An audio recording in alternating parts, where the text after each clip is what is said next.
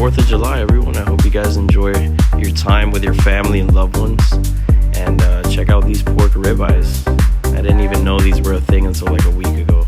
Essentially, they're just pork chops, but they're cut just like a ribeye, and they're massive.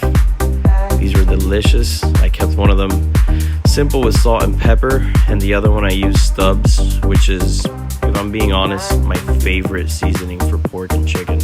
If you haven't tried it, it's that orange one you see there in the top. That one.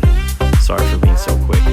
But anyway, smoked it until like 125. Got the grill sizzling, and then seared them until I pulled them out at 140, and then